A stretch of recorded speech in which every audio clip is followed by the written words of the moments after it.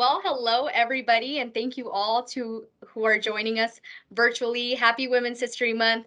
I'm Maury Urcadez, social media and content coordinator here at USL HQ, as well as the digital host. We're so excited to have everyone who's joining us virtually. This is Forward, a conversation with women in sports, inspiring the next generation. I will be moderating this panel with amazing game-changing women who work across the USL ecosystem. So we can go ahead and get started by introducing these women. We have Lindsay Behrens, Oakland Roots president, Katie Norton, physical therapist at Sacramento Republic FC, Rachel Buckster, vice president people at USL HQ, and Bernadette O'Donnell, Director of Communications and Community Engagement at Tormenta FC. So we're just going to begin by going around the room and just asking everybody if you could tell us a little bit about yourselves, your current role, and how you got to it. So Lindsay, do you want to go first? Sure. Thanks for having me today. It's exciting to be here. So I'm the president at the Oakland Roots. I'm lateral into sports. My background, I started as an activist. I was a union organizer and I worked in a lot of politics. Then I went to law school and I was a mergers and acquisitions attorney and spent some time in the Obama administration and did an entrepreneurial stint. But then I went on a journey to find the job that I really wanted. I was looking for something that was at the intersection of my deal making skill set and my passion for social justice. And soccer, specifically women's soccer, arrived in my sights, and so I talked my way into a job with Real Salt Lake and the Utah Royals, and then spent some time in the NWSL, and ultimately found my way here to the Roots, which I could not be happier. This is a very unique organization that has the goal, like all soccer clubs before and after it, to win soccer games, but an equally important role to be a purpose-driven, values-led, deeply rooted in our community steward and partner to our community. So I'm very, very happy to be here. I'm new on the job. I've been here about 2 months, but it's an awesome gig. Awesome. Katie? Yeah, I'm Katie Norton. I'm a doctor of physical therapy. So I was an athlete growing up. I played soccer, so soccer was always a passion of mine. And of course, with that comes injuries. So that kind of started me on my path to becoming a physical therapist, having to go through it myself, and having the opportunity to be able to help people get back to what they love doing. And that's not just in professional sports, but just in general. In Sacramento, when I heard there was going to be a soccer team coming in 2013 is when we first announced it. I was like, I got to be a part of that. So I just started showing up to practices and tryouts and things like that, and started making connections with the people that were running the club and offering what I could offer to the club. And from that came being the physical therapist for the team. So I was a part of the 2014 championship, and at the time it was like, oh, this is what you do. You just win championships, because it just kind of came naturally for us that first year. And now being a part of it for this is my 9th season, you realize how difficult that actually is. So it makes you appreciate it a little bit more. But I've evolved greatly over the last 9 seasons to really being a part of the medical staff, helping run the guys' rehab programs, working really closely with our athletic trainer, our coaching staff, our president, our GM, our strength and conditioning coach. So really being a part of the medical staff. And my primary role is, of course, as a physical therapist, is helping the boys that are recovering from an injury. But I also do a lot of our preventative stuff, trying to keep them healthy before they have to come see me. So it's been a great journey, and being a part of this club in this city. I mean, this team means so much to the city. So it's amazing to be a part of it. It's kind of awesome. We have a newcomer who kind of just barely started, and then somebody who's been here for 9 seasons already. Yeah. Bernadette, you kind of fall in between that, 4 seasons with Tormenta. Do you want to go next? Oh, I think you're muted. Yeah, sorry about that. Okay. So my name is Bernadette, like you said, and I'm the Director of Communications and Community Engagement here at Tormenta. So yeah, I'm going into my 4th season with the club, and I've actually spent my entire professional career here at Tormenta, so I haven't bounced around a lot too much, but I graduated from Georgia Southern, which is here in Statesboro, so that's kind of how I came into this area, and I started interning like 2 days after graduation, and I've been with Tormenta ever since. So yeah, it's been really great so far. I mean, what I love about it is just it's such a community-focused club, and that's a big reason of why I came here and why I wanted to stay, but I also get to do the communications and PR side of things too. So I've gained a lot of experience across a couple of different areas in sports, but I'm excited to talk with y'all and hopefully offer some different perspectives and hear what y'all have to say as well. So thank you. Thanks, Bernadette. Rachel? Yeah, thank you. And thank you, Maury and Bernadette, Katie, and Lindsay for being panelists with us today, and all of our attendees. It's a true pleasure to get to spend some time with you. And my name is Rachel Buckster. I'm the Vice President of People for United Soccer League at the HQ office based in Tampa, Florida. I joined the league in early of 2018, so going on my 4th season as well. Sometimes feels like it's been a blink of an eye. Other times it feels like a much longer runway. But I've been so lucky to know that HR has been my path for a number of years now. Had the pleasure to work with really great brands in the gaming and entertainment industries, as well as retail. But I was really looking for an opportunity to have an impact beyond just the scope of my role. And USL has provided me the opportunity to do that. Back 4 years ago, when I was just learning about United Soccer League and soccer itself, I was always super interested in sports, being a sports fan growing up, but seeing what the league was doing in communities across the country was really exciting to me. And when you think of HR, we consider ourselves as people and culture champions, right? So not only at the HQ office here in Tampa, but also as a partner to all of our member clubs and all of the individuals on this call today. We're really doing great work across the country, and that happens both on the pitch, and then it also happens with an entire team off the pitch, behind the scenes, in all areas of business, whether that's social media and comms and graphic design and finance. There's a lot of great work happening to make sure that we have really high performing soccer organizations across the country. And it's a true honor to say that I have a very small piece in making that entire thing happen. But again, going on 4 seasons now and looking forward to 2022 and beyond, and with all the great work we're doing on the women's side of the game, we're all very excited that we're just scratching the surface here to come. No, Rachel, that's awesome. I mean, obviously I get to work with you, so I'm so excited to be here with you guys today. My story is a little bit similar to Katie's. I was a former athlete myself, so kind of just like I wanted to work in sports. I just didn't know where. I interned with FC Tucson, so one of our League One teams, and that's kind of how it started for me, thinking like I can actually do this. And then my first professional job was working in AHL hockey, which I did enjoy my time there, but I knew that it wasn't for me, and I was like a soccer girl, and my coach was always like, soccer people got to stay with soccer people. So that's kind of how I like found my way. So kind of similar and also different in many ways, like the way that we are brought to our careers is not always like I just want to work in sports. All of you guys have different pathways, but that's also what we love and we celebrate. So next question is for Katie and Lindsay. What is your advice to women who are building confidence and are in a male dominated industry? How to build confidence? Whoever wants to go first. Sorry, Katie. I can go first. Yeah, I can go first because it has definitely progressed for me over the last 9 seasons. I know when I started, I was pretty timid, and in this role, especially on the medical side of things, you have to be able to step up and make your voice heard, as whether it's saying a player is not ready, which can be difficult sometimes. You don't want to upset the player or the coach or things like that.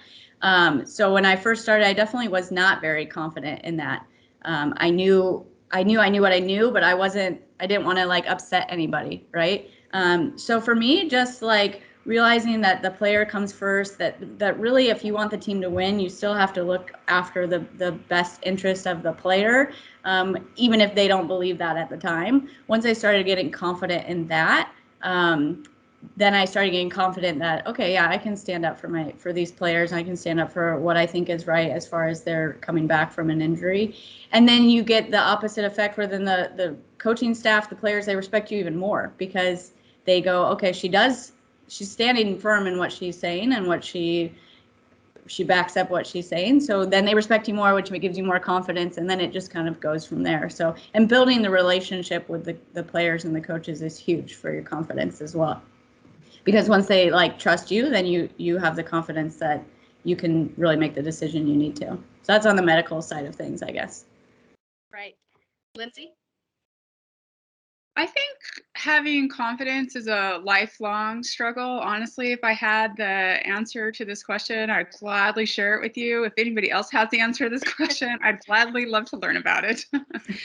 I think for women, and I don't really know why this is, but we struggle to have the amount of confidence that is completely reasonable based on our skill set and experience.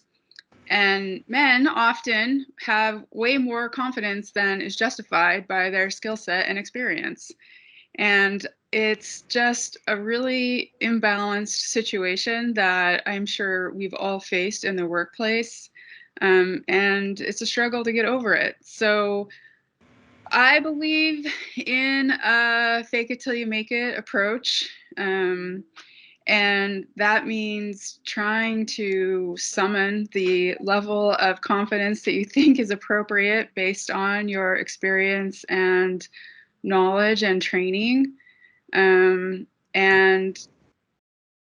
just going in sometimes, even when you feel intimidated or timid, that, you stand up for yourself and you bring your expertise to the table.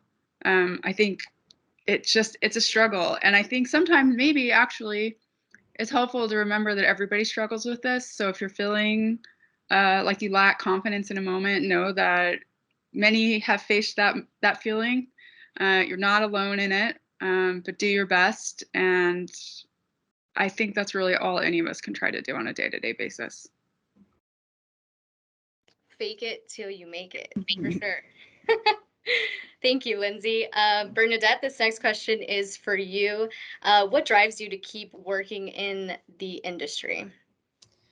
I think it's definitely a lot of things. I think working in sports is incredibly fulfilling. It's a difficult place to work. A lot of people on the outside don't know how much hours and how much time goes into it. But when you do work in it, it's so fulfilling.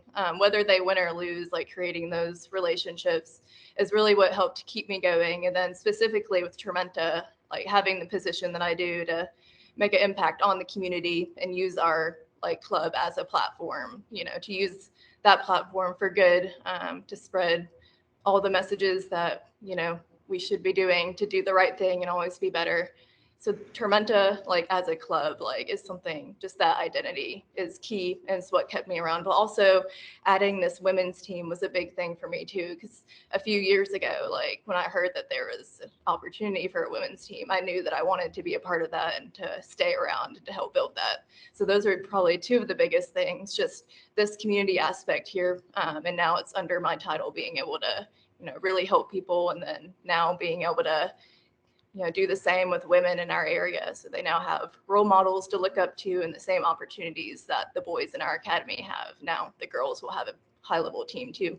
So those are probably the two main reasons that I've stuck around in the industry and why I've loved it so much, even though it was, before growing up, it wasn't exactly in my plan to work in sports, but I ended up here, and now that I have, like, I love it. So I think for me, one of the things that I love about sports is a lot of the things that people don't see. So in my day-to-day job, like I'm always interviewing players, and so this year with Hispanic Heritage Month and getting to interview those, Hispanic players that we had, a lot of them were so thankful, and they were just like, I'm so happy, like this is the first interview that my family is going to get to see. So those little moments that people don't see is like, that made me feel really good. The community aspect, volunteering, all of those little things just really make a difference for me. Rachel, this next question is for you. Any advice you'd have to those young women who are applying to entry-level positions, which, many of us had to do? Yeah, I think it's a great question. And I think that answer is always evolving, right? I think to Lindsay's point, if I knew the golden ticket, I'd give it to you all and spread the word. I think being a lifelong learner, right? That's really great advice. No matter if you're just entering the industry or if you've been here for years and decades and beyond, go into your position, go into every interview, go into an organization, being really hungry to learn more and to know where you can best be a partner to your teammates, right? We typically go into an organization because it's built on the people that support that organization, and it's the people that keep us with an organization. So leaning into your area of expertise, but also keeping ears open and eyes out there and where we can partner and lift each other up, right? Bernadette mentioned, but sports is definitely a unique industry. It's a lot of hours and it can definitely be a grind for in season, but my advice is to look for industries and organizations that feed your passions, because that's what keeps us hungry and keep leveling up in our area of study and expertise, and know that that can change, right? If you're just getting out of college and you're entering the workforce, you can have a path and certainly seek that out and explore it, but it's also okay to change that. If you have passions in other areas of the business, other industries, etc., explore those as well, right? Being multifaceted and keeping your network really strong.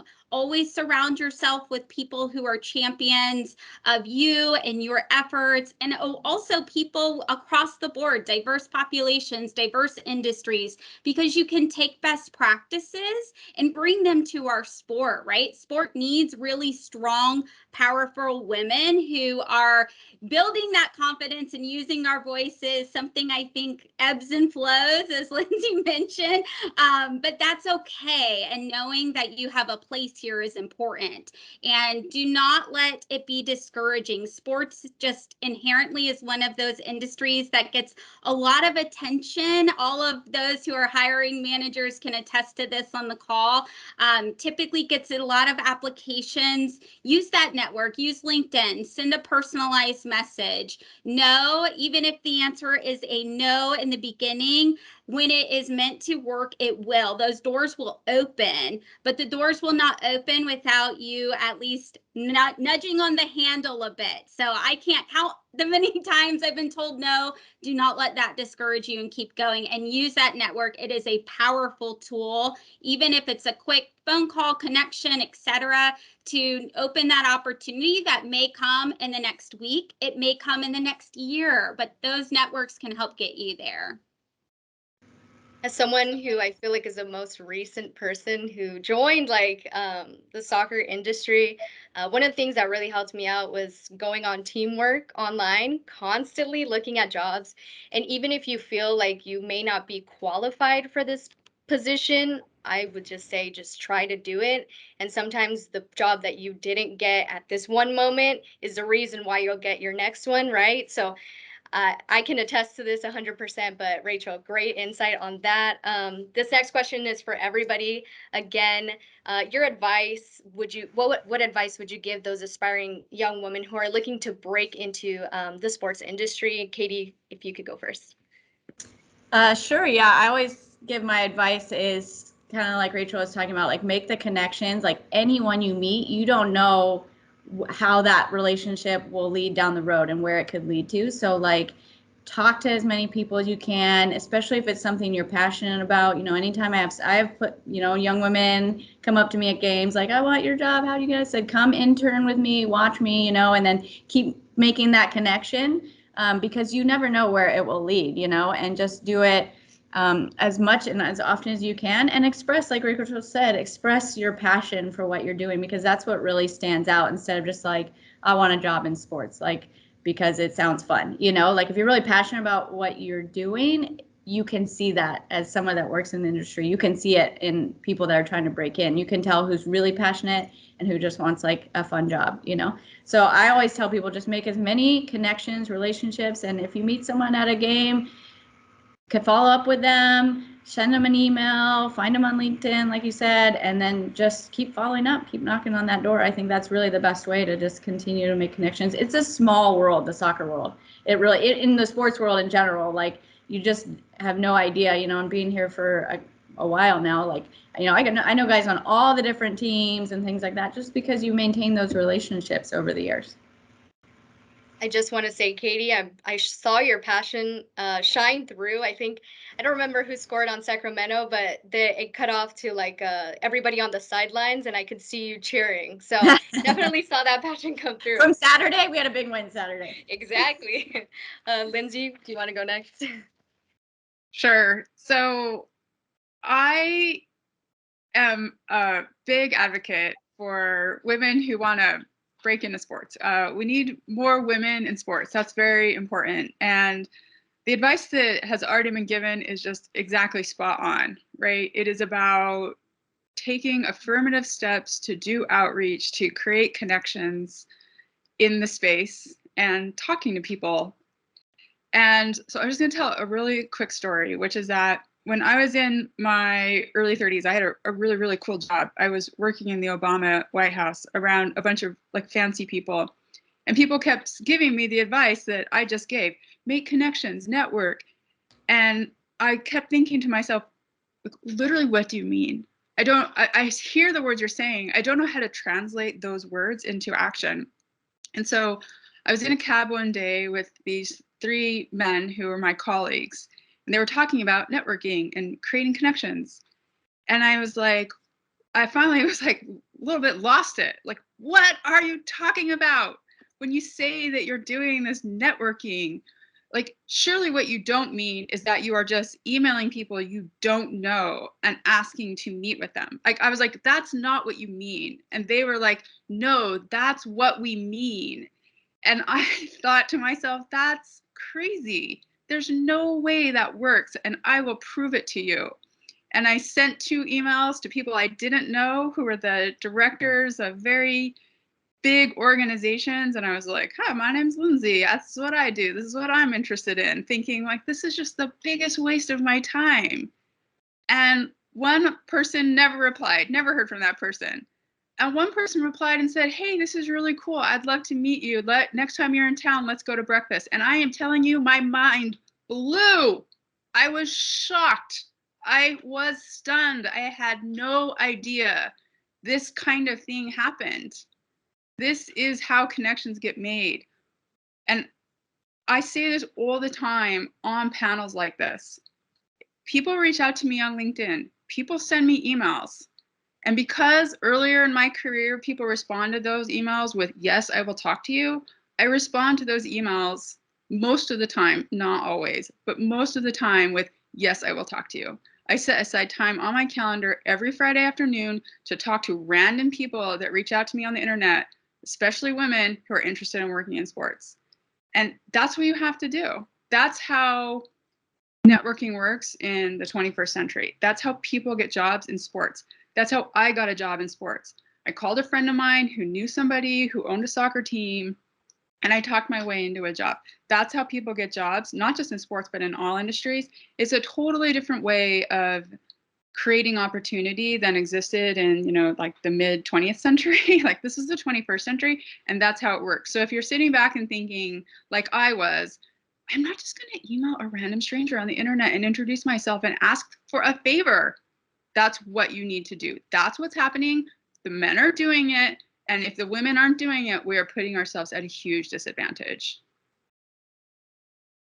That is very true. I often see like on social media, I think I saw one time this girl message like the Washington team and wanted a job, and so then she got it. It kind of blew up, but it's like that opportunity that you're taking to just talk to somebody and see what can happen. You never really know, so why not just try? Is great insight.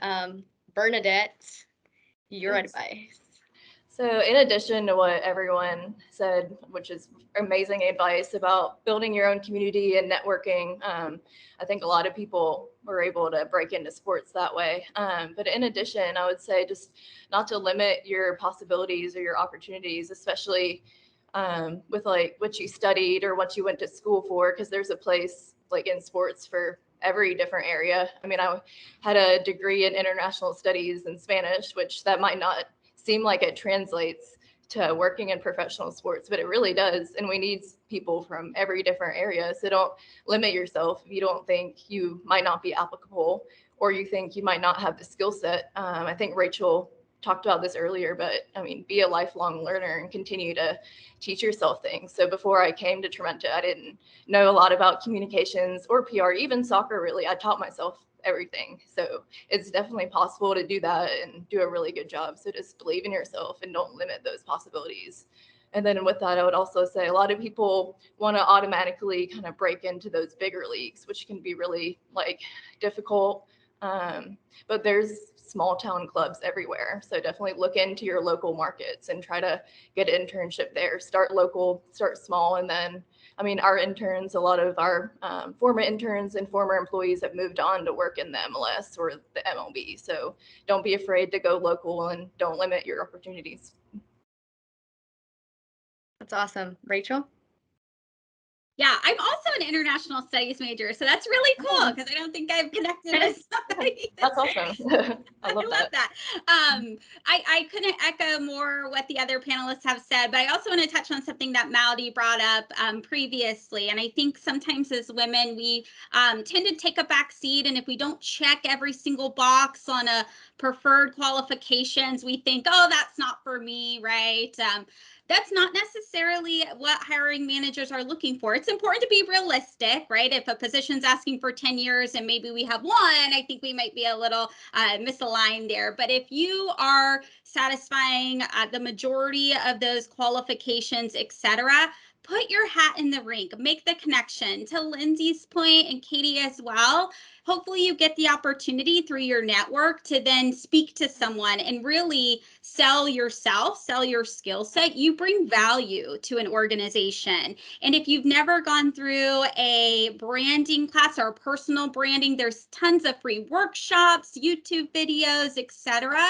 Really skill yourself in that area. When you're on a job interview, you are selling your area of expertise, and you as an individual, you have highlights, you have skill sets, you have a diverse perspective, know how to present that to an organization on where you can drive value, right? Organizations are looking for individuals who can bring value all day, every day. So whether that's social media, whether that's HR, whether that's on the pitch in a technical position, it's really important for you to be able to highlight that, because sometimes it could be a very quick interaction that you may have, just a couple of minutes to really plant the seeds with an individual who could be making that hiring decision. So I would say, to Maury's point, do not be afraid to throw your hat in the ring, even if it's a little offset what your qualifications that you may bring.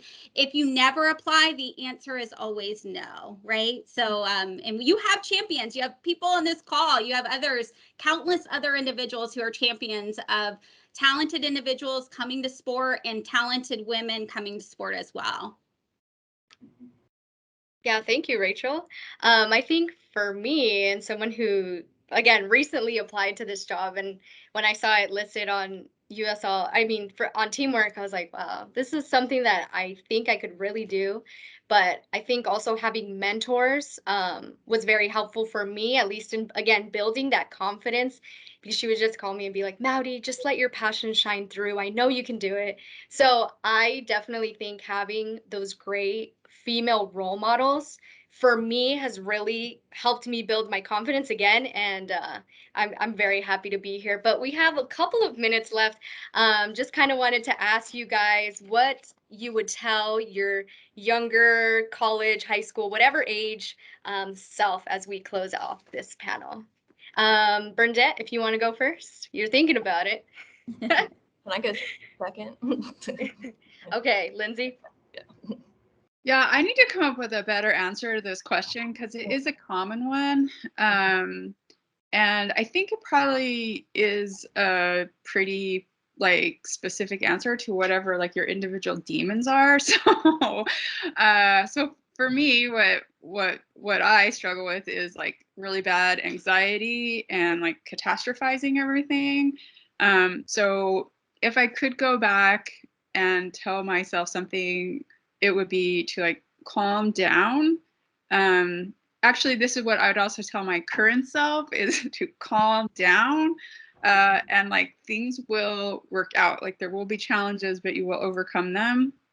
So I don't know if that's useful advice for other people, but for me, I'm a very intense person, super driven, which, you know, that's like a good quality and a bad quality. So yeah, that's my advice for me. It might not be applicable to anyone else. Thank you, Lindsay. We'll go with Katie and then Bernadette, since maybe you're still thinking about it. I don't know. I would say for me, I mean, we talked about it at the beginning, but the confidence thing is my demon. So definitely when I was in college and even out throughout my physical therapy school, I just didn't feel good enough. I just didn't feel like I was good enough. And I still struggle with that, definitely. So I would go back and tell myself, like, you are good enough. You can do it. And people will respect you if you just let yourself be yourself, you know, because it's an ongoing struggle. And I think that, like Rachel said, it's because if you're a lifelong learner, you always know you could be better. So instead of focusing on all the things I could do better, you know, focus on the things that you can do well also. I would say kind of mirroring what Lindsay and Katie said. I was also, you know, I still struggle with confidence, but especially growing up and with anxiety and other mental health issues. So I'd say just to believe in your worth and what you can do and surround yourself with people who also believe in you, because I think that's really important, because if you do struggle with that, you can at least surround yourself with a good community. Because this position that I got here, I got it through someone who believed in me, who thought I could do it, and I wouldn't have been able to do that otherwise. And once you have like a couple of small successes, then you build that confidence little by little. So just to not care as much what other people think and to believe in yourself and keep trying regardless. So. Yeah. Thank you. That was a good thought out. We gave you some time and you, you got it. I was prepared. Rachel? Yeah, thank you so much. And yeah, always surround yourself with people who believe in you. Someone just put that in the comments. I love that. I would say, echoing everything on the panel, but don't let fear dictate your decision making, right? So sometimes fear of the unknown or not knowing, is that going to work out, et cetera, that would dictate a lot of my decisions growing up, and even now struggling with it. I think it goes back to confidence. The reality is you don't know what the outcome is. Sometimes you're going to have really high successes, and sometimes you're going to have opportunities that could have gone better, but you're going to learn from both, right? And it's learning those experiences, through learned experiences, that we continue to grow. So don't let fear dictate your decision-making process. Keep moving forward, and we'll make a huge impact together. And not only in sport, but women in sport, and all the men champions out there, and all individuals who identify as a diverse population. It really takes all of us together. Thank you, Rachel. I think for me, it would probably be to celebrate the small wins, and that kind of goes in hand with like living in the moment. I think sometimes we get so caught up in like, you know, kind of what Bernadette said, oh, I don't want to start local, I want to go, you know, MLS, and you're always thinking about the next thing that you're doing instead of being present and in the moment. A couple of things that I wish I would have done was like celebrate myself more, and like those little milestones that may not be important to other people but are important to us in our journeys, right? And also obviously not comparing ourselves to others, because everybody's journey is a little bit different. But thank you to whoever threw that in the chat. That was great. And thank you guys all for being a part of our Women's History Month panel. Really enjoyed getting some insight from you guys today, and the awesome women that we have within the USL ecosystem. And thank you guys to those who are watching virtually. Thank you guys, ladies. Thanks for having us.